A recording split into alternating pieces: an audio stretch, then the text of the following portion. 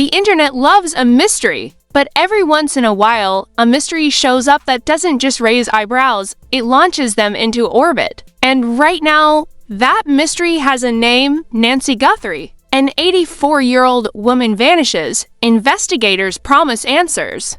And suddenly the case begins to look less like a routine investigation and more like a Netflix thriller that somehow escaped into real life. So here's the question nobody seems comfortable asking out loud. Is this simply a tragic disappearance, or a masterclass in investigative chaos? Because the deeper people look, the stranger the story becomes. The spotlight has now swung toward Tommaso Cioni, the son-in-law who reportedly drove Nancy home the night she vanished, and then seemingly disappeared from public view faster than a celebrity after a bad tweet. Then there's Annie Guthrie, whose vehicle spent weeks under forensic microscopes before quietly being returned. And just when things couldn't get any more bizarre, another name pops up: Dominic, a longtime musician friend whose past has suddenly become the internet's newest rabbit hole. Coincidence? Miscommunication? Or something much messier hiding behind the headlines? Because tonight we're digging into the investigation mistakes, the suspicious timelines, and the questions officials seem oddly reluctant to answer. Buckle up, because if even half of these rumors are true, this story might be far bigger and far stranger than anyone expected. The disappearance of Nancy Guthrie has slowly transformed from a quiet local investigation into something far stranger. And if you ask people online right now, they'll tell you the same thing. The more details come out, the less sense the story makes. What began as a simple missing person report has turned into a swirling cloud of speculation, accusations, and unanswered questions that refuse to go away. And at the center of that storm are three names that keep popping up in discussions, comment sections, and late-night podcasts: Tommaso Cioni, Annie Guthrie, and Dominic. Now, before anyone starts throwing conspiracy boards on the wall with red string connecting every name in sight, let's slow down for a second. Officially, no one has been charged in connection with Nancy Guthrie's disappearance. Authorities have repeatedly said that the investigation is ongoing and that speculation can harm the case. But the reality is that the public doesn't operate on silence. When information is scarce, people fill the gaps themselves, and that's exactly what has been happening over the past several weeks.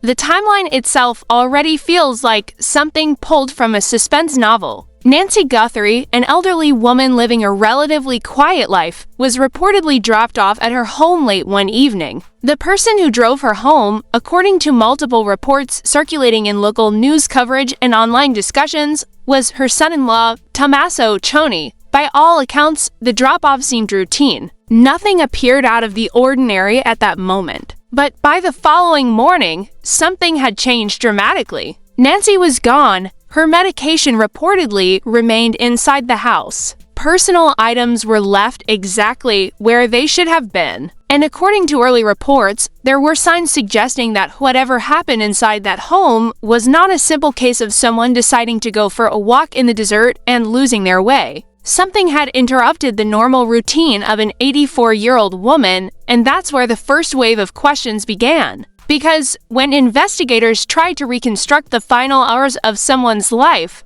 the people who saw them last inevitably become part of the story. That doesn't mean guilt, but it does mean scrutiny. And scrutiny quickly landed on Tommaso Cioni. Observers online noticed something that they described as unusual. In many high-profile missing person cases, family members often speak publicly, pleading for help, asking the community for information, appearing on local news broadcasts. But in this situation, Tommaso remained largely silent in the public sphere, at least according to the conversations circulating across social media platforms. Silence, of course, can have many explanations. Lawyers often advise people to avoid public commentary during an investigation. Some families prefer privacy during traumatic events. Yet in the world of internet speculation, silence tends to generate its own theories. The second name that quickly drew attention was Annie Guthrie. Her connection to Nancy naturally made her part of the investigative timeline, but what really fueled curiosity was the reported treatment of her vehicle. For weeks, investigators reportedly held onto the car, examining it carefully, piece by piece, in what some observers described as an unusually thorough search. When word spread that the vehicle had been dismantled for forensic analysis before eventually being returned, the reaction online was immediate.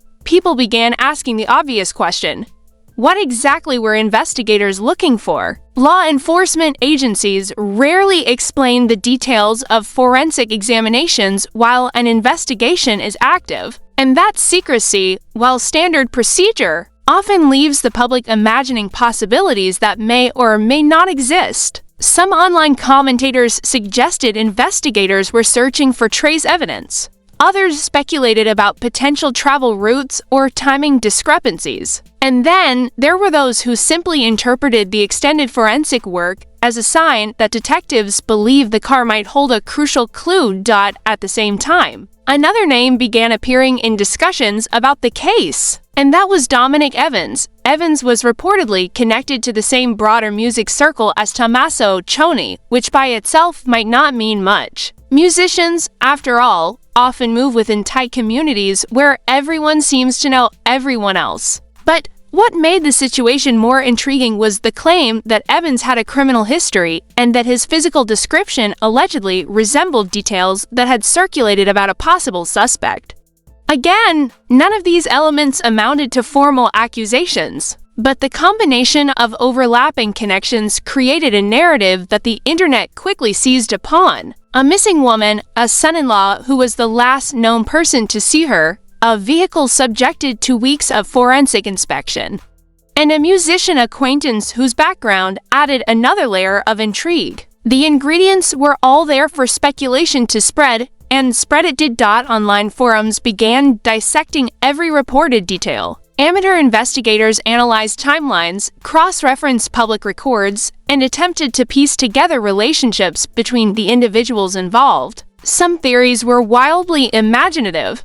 Others were based on fragments of real information mixed with guesswork. What made the situation even more confusing was the fact that official statements about the case remained limited. The result was a strange kind of information vacuum. On one side, investigators were carefully guarding evidence as they tried to build a case. On the other side, the public was consuming rumors, leaked tidbits, and partial reports that seemed to raise as many questions as they answered. Then came another twist that pushed the story even further into the realm of internet obsession. Reports surfaced about a ransom message allegedly sent to the phones of Tommaso Cioni and Guthrie. The man accused of sending that message was identified in some accounts as Derek Kaler, a figure who was also connected to the same music circle surrounding Tommaso.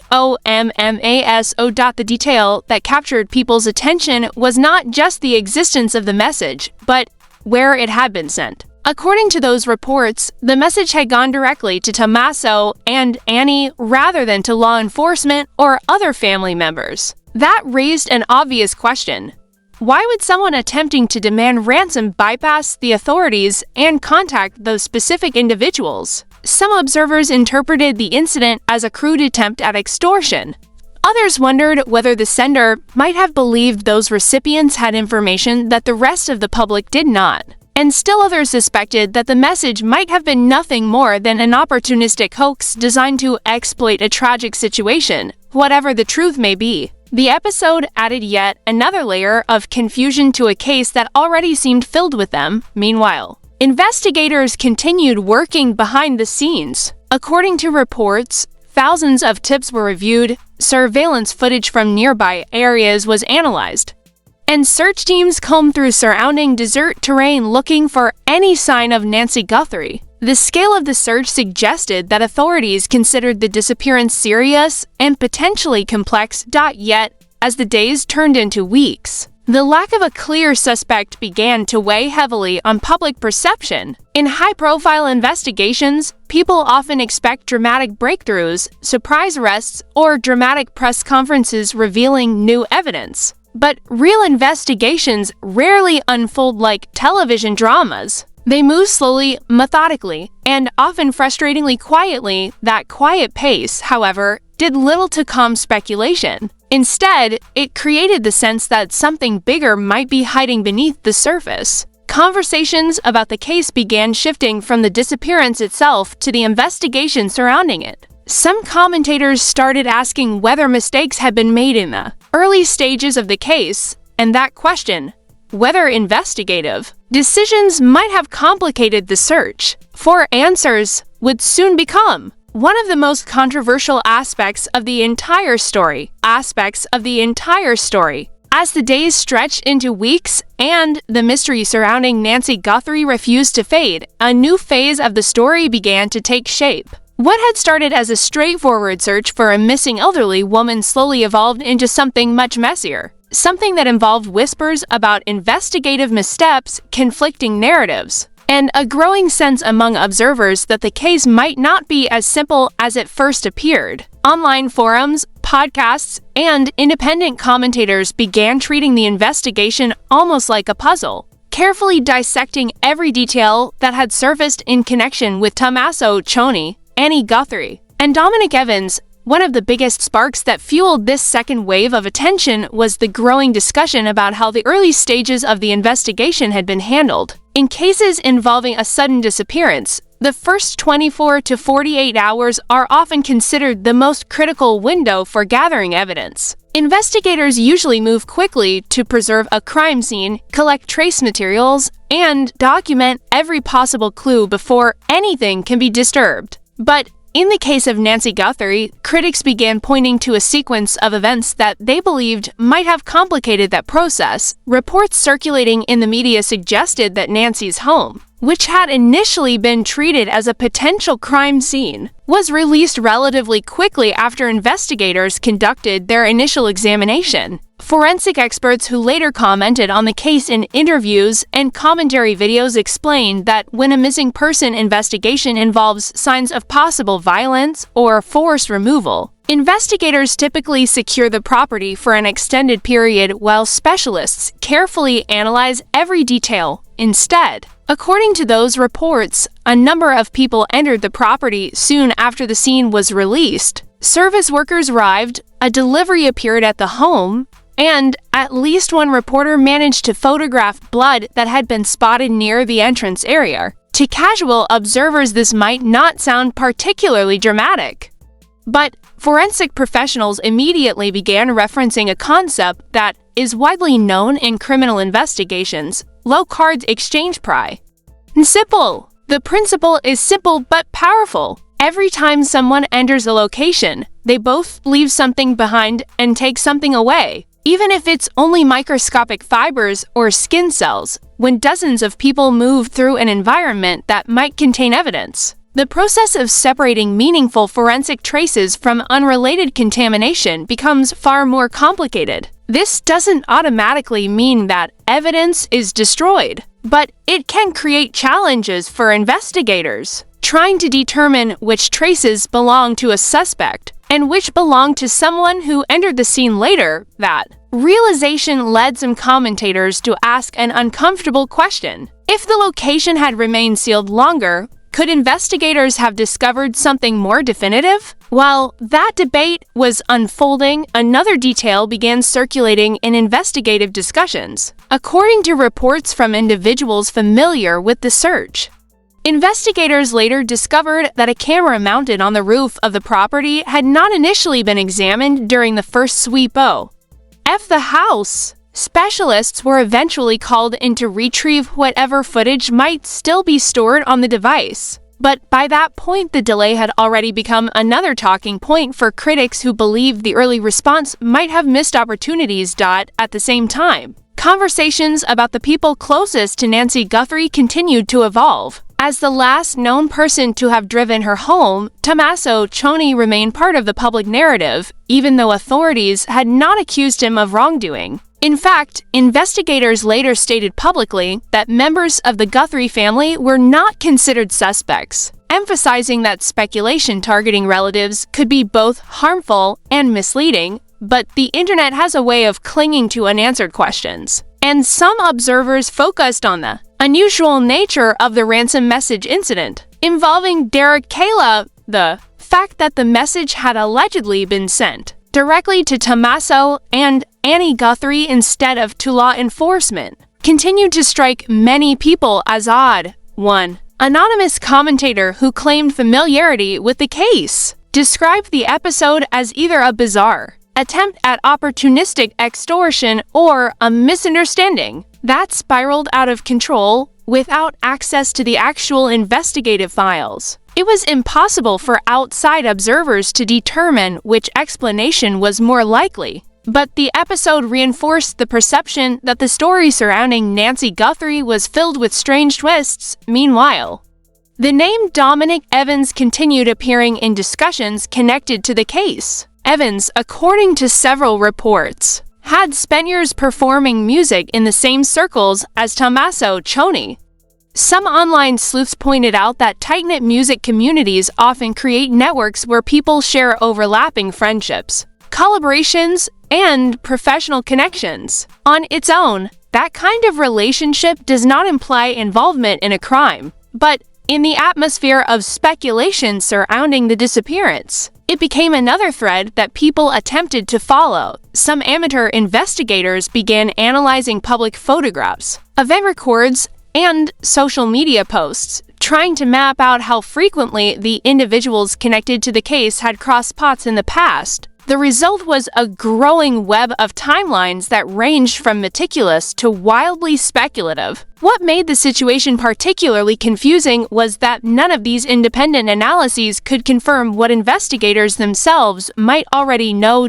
And behind the scenes, investigators were reportedly pursuing multiple leads at once. Search teams were deployed across wide sections of desert terrain surrounding Nancy Guthrie's home. Drones and specialized search equipment were used to examine remote areas that might otherwise have been difficult to access. Thousands of tips from members of the public continued to pour into law enforcement tip lines, despite all of that activity. However, the absence of a clear suspect remained the most frustrating element for the public. Each passing week without an arrest or definitive breakthrough only intensified the perception that the case might involve layers of complexity that had not yet been revealed.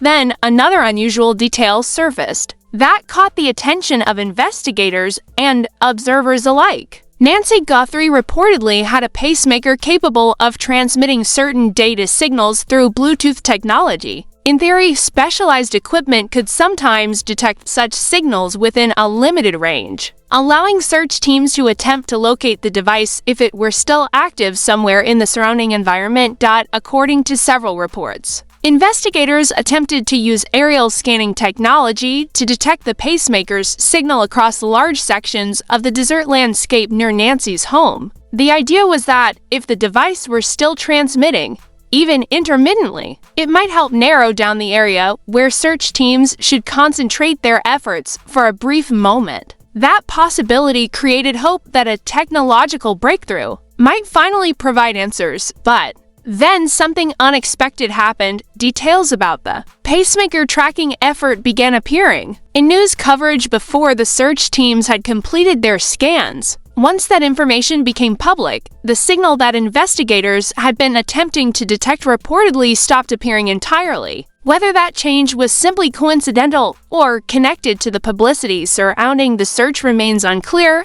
Nevertheless, the timing raised a troubling possibility that quickly became another topic of debate among observers. If someone had been responsible for Nancy Guthrie's disappearance and had learned through media reports that investigators were attempting to track the pacemaker signal, could that person have taken steps to disable or remove the device? Investigators have never publicly confirmed that scenario, but the speculation surrounding it added another layer of tension to an already complicated case, with the pacemaker signal no longer detectable. Search teams narrowed their focus to an area within a 2-mile radius of Nancy Guthrie's home. The assumption was that if she had been taken from the residence, the responsible party might have attempted to move her quickly through nearby roads or desert routes for weeks. Teams combed through those areas looking for any clue that might reveal what had happened during the critical hours after Nancy disappeared.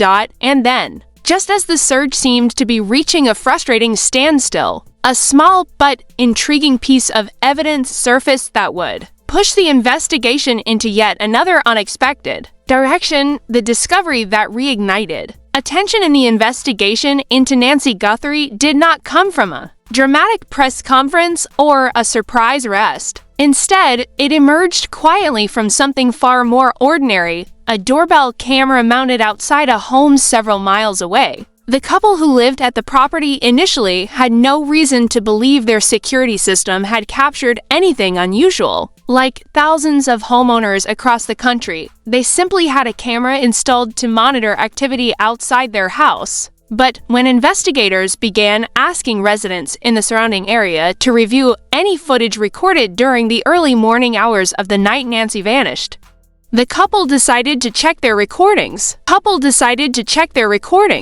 What they reportedly found was brief but intriguing. At approximately 2:36 in the morning, a vehicle passed by their property along a relatively quiet stretch of road. On its own, a car driving down a road in the middle of the night might not seem particularly suspicious. But when investigators compared the timestamp on the footage with the timeline they had been constructing, the details suddenly became much more interesting. The recorded time was only minutes after the final signal that had been detected from Nancy Guthrie's pacemaker. The location of the camera also added significance. The property where the footage had been captured sat roughly 2.5 miles away from Nancy's home, just outside the primary search radius that investigators had been focusing on for weeks. That meant the vehicle could represent someone traveling away from the immediate area shortly after the last known electronic trace connected to Nancy had been recorded, naturally. Once word of the footage began circulating among investigators and eventually within certain corners of the media, speculation intensified again. Observers wondered whether the vehicle might belong to someone who had information about the disappearance, or whether it might simply belong to a resident or passerby who happened to be driving through the area at an unfortunate moment.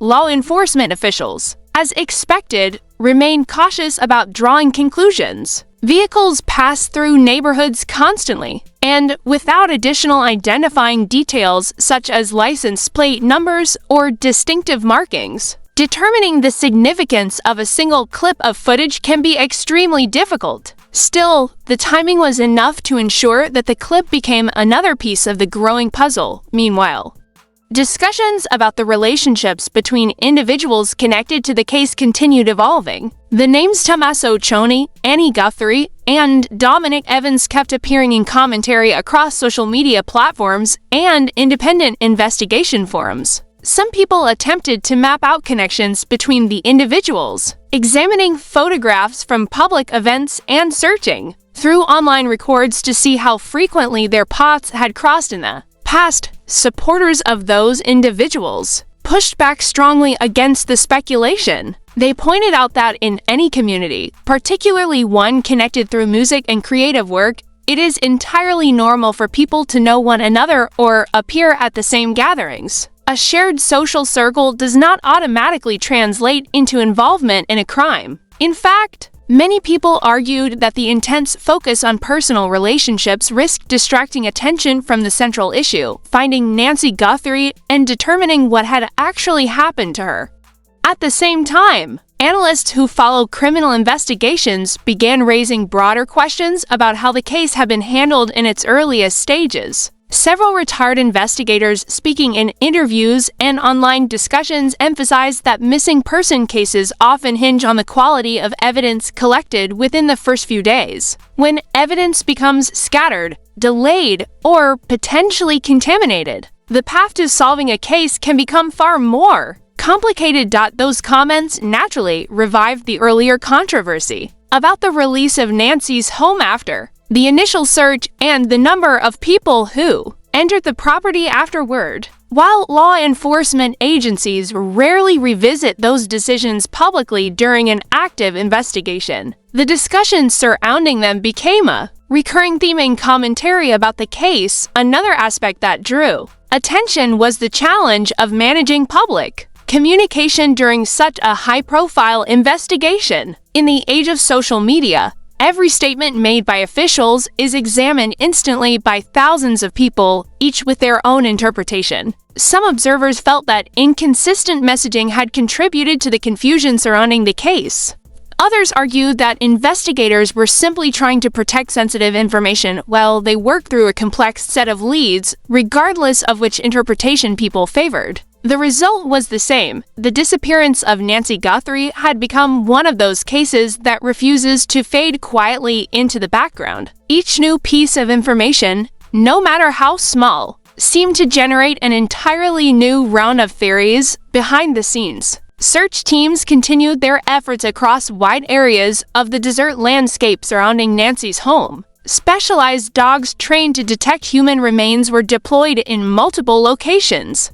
And investigators reportedly reviewed thousands of hours of surveillance footage from nearby neighborhoods and roadways. The sheer scale of the operation suggested that authorities were determined to explore every possible lead at the same time.